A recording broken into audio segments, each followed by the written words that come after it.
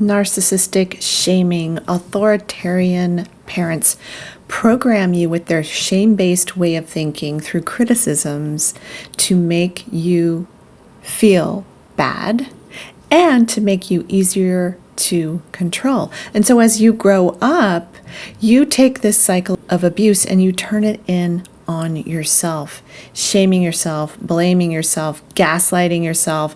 All of those tricks that they used on you, you use on yourself until you do something different. I'm going to give you 3 steps in this video to help you in getting your narcissistic parent out of your head.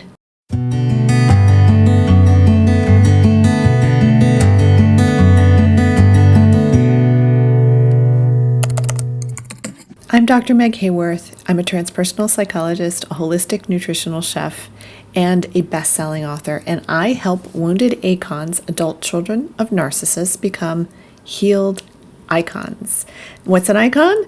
Icon is somebody who is independent, confident, original, and naturally you, because that's one of the primary things that narcissistic parents take away from their children. It's their sense of self, their true sense of self. They don't get to really discover who they really are and who they were meant to be. And so I help people do that. Okay, so let's get back to the subject at hand.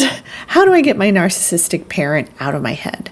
So if you have a narcissistic parent, you'll know exactly what I'm talking about, because one of the things that you will do is you will ruminate. You will hear all these critical voices, putting yourself down, checking yourself constantly. Oh my gosh, I shouldn't have said that. I should have said that instead. They must really hate me.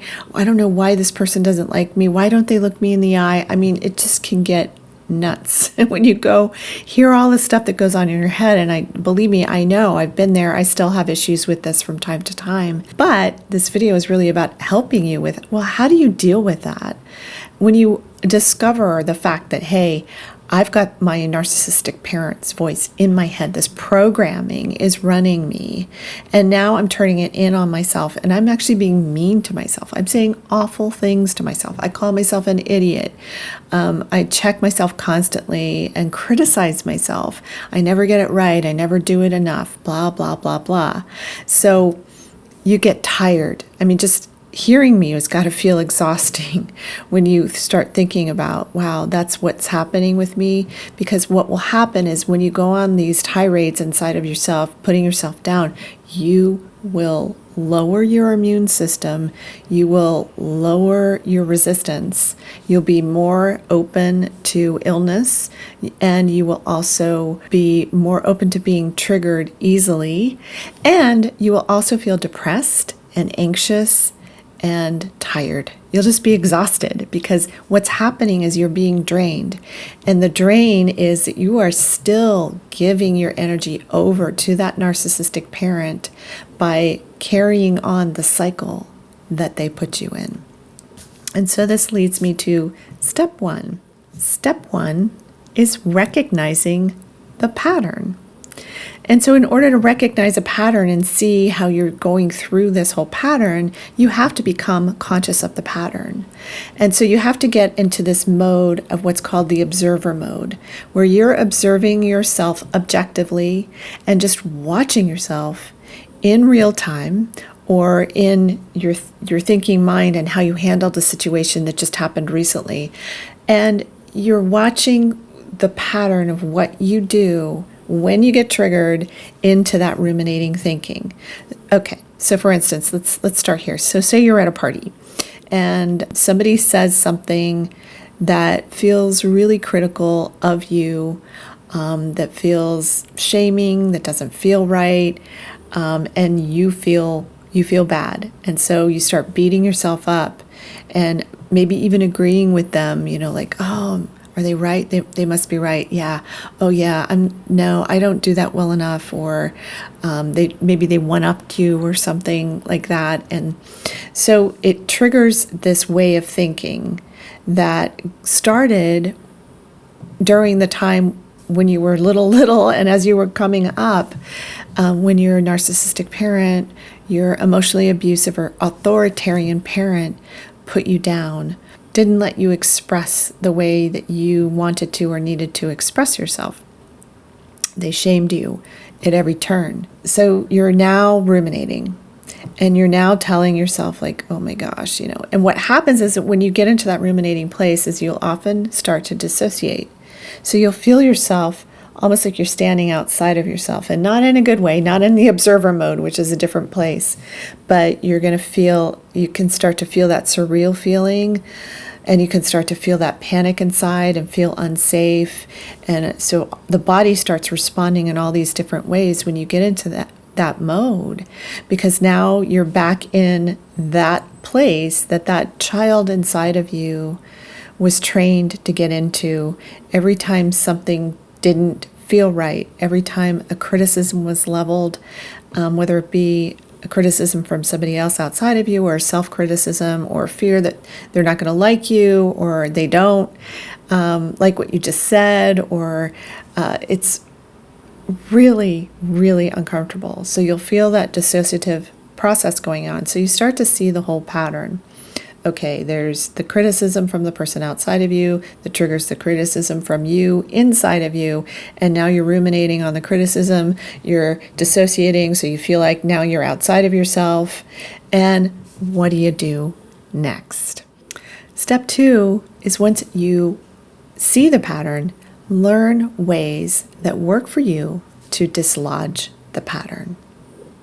Well, in real time, it's really hard to be able to use tools to help you get better in those moments. So what you can do is excuse yourself, leave the room, go into the bathroom, and help to reset your nervous system by doing a couple of things that I suggest. And one thing is to tap on your thymus gland right here.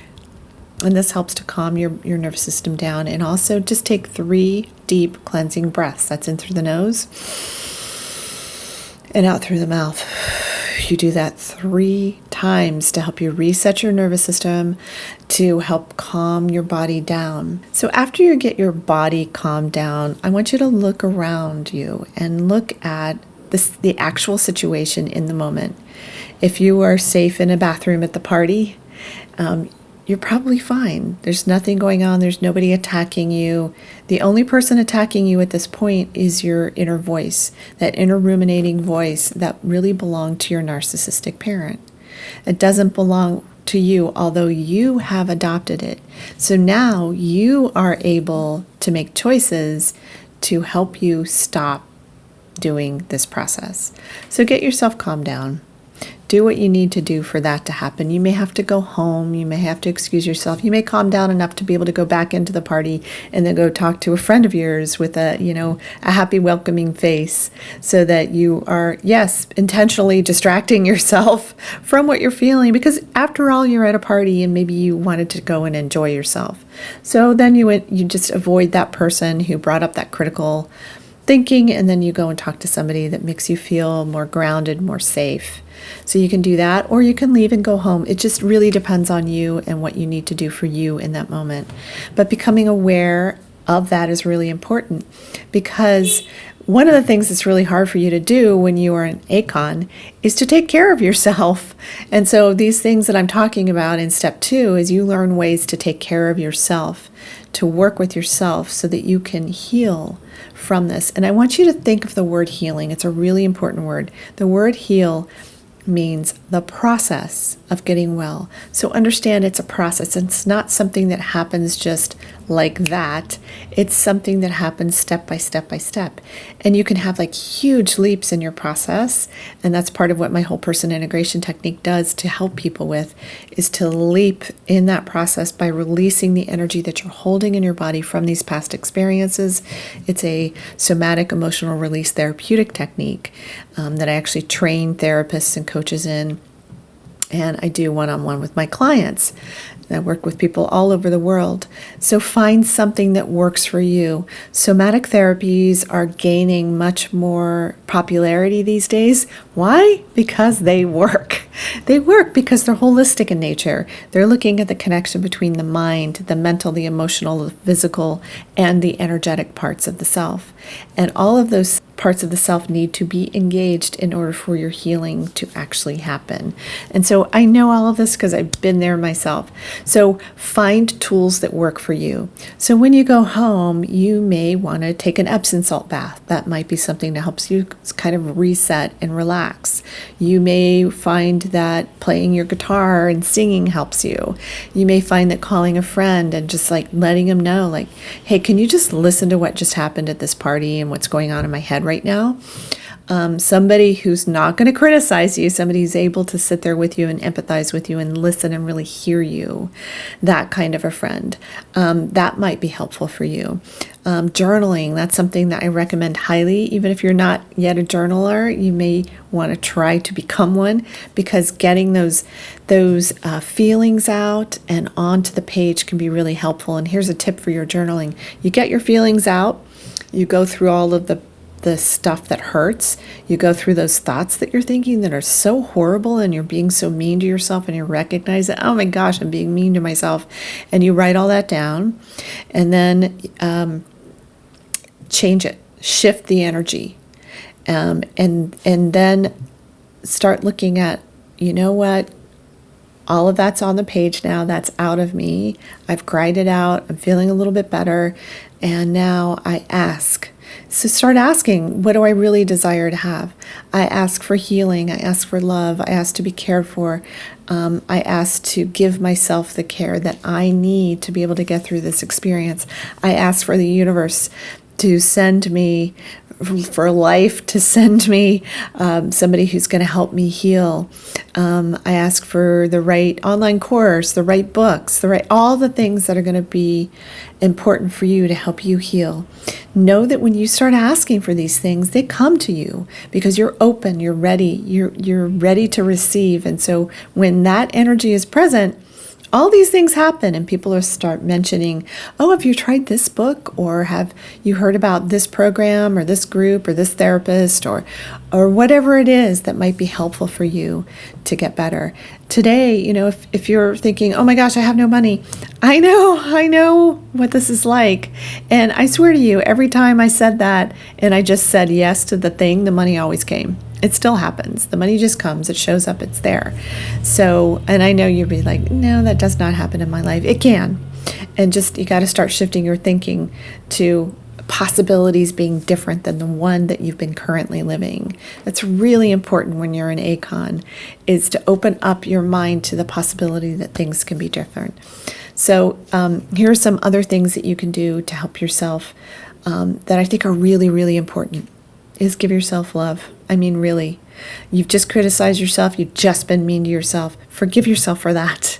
Hug yourself. Just say, hey, look, I'm so sorry I treated you like that. I'm so sorry I said those awful things inside of my mind that didn't belong to me. They do, however, belong to me because I'm still doing it. So that's my responsibility. That's the thing I have to let go. I can't blame my parent for every thought I have. Yeah, they installed the programming, but it's up to me to reprogram myself. So in reprogramming yourself, tell yourself what's great about you. There's all kinds of wonderful things that are great about you. If you have a hard time with this, go to your best friend. Go to your significant other if you feel safe with them to hear, what do they love about you? So just do things that can be helpful and supportive. One thing I recommend is calling yourself sweetheart, calling yourself darling or lovely or dear heart or dear one or whatever it is that feels good. Oh, dear one, you did your best today. You did great tonight at that party. You used your new skills, your new tools that are helping you get better. So be more gentle with yourself. Be more kind to yourself. And so all of this leads me to step 3. And step 3 is to keep at it. Keep peeling away at these layers. I will often say to my clients something that I totally live by, and I remind myself when things start to be difficult for me, is that as long as you are in a body, as long as you're here, the fun never stops. There's always going to be another layer to peel, and finding things that help you peel layers quickly, help you release them, and sometimes help you to release them energetically without you having to know exactly what it is that you just did. You don't have to think through every single moment of your thinking. If you are one of those people who gets in your head all the time, and I know I've had a big issue with this, and I attract a lot of clients who have an issue with this, then start taking it from your head and dropping it down into your heart, because it's from the heart place and that space that the healing really happens. And ask for that loving part of you to help you through this experience. Ask for that loving part of you to bring things that you need to help you through the experience of your healing. Find help, seek help. If you need help, that's what I do, is I help people with everything that I've been talking about in the video today. I help you with reprogramming, that subconscious reprogramming that actually becomes quite conscious. And when you get it to the conscious mind, you've got to release it from your field so that you can get better and better and better, and you can keep going through your evolutionary process, your evolutionary healing process. So I have a few offerings for you. My online course, Healing the 5 Primary Wounds of Parental Narcissistic Abuse. It also helps you if you've been through romantic narcissistic abuse. You may have had a narcissist in your family that you never quite spotted until you start looking at your mate, and what you went through there. Or maybe you had a narcissistic boss. They can be all around you, and I hear this a lot. If you are attracting narcissists everywhere you go, look at your parents, because probably one of them is a narcissist and you didn't realize it. And that's really important. So for 52 ways to tell if your parent is a narcissist, go to my website at meghaworth.com, and you can get that free checklist, and then you can get on that email list so that you can learn about the different events and things that I have going on. You can take that online course that I just told you about, Healing the 5 Primary Wounds of Parental Narcissistic Abuse. Or if you feel compelled to work with me one-on-one, then I will do a free consultation with you. So book a free call. They're in the links below. In fact, everything that I'm just talking about are in the links below. If you haven't already done so, please like, subscribe, and ring the bell to get future videos. Please comment too. Say what you thought about this video. Say what you would add to this video. It's very important. It helps get it out to more people in the YouTube algorithm universe, and so it can help more people, and it can bring those rankings up so that I can make more of these videos, because they're not free for me. They're free for you, but they're not free for me. So if you can support me just by doing those few things that are free to you, that'd be awesome. So I'm Dr. Meg Haworth, and I hope that this information has been really helpful for you, and I hope this information will help you get your narcissistic parent out of your head and will help you get well now.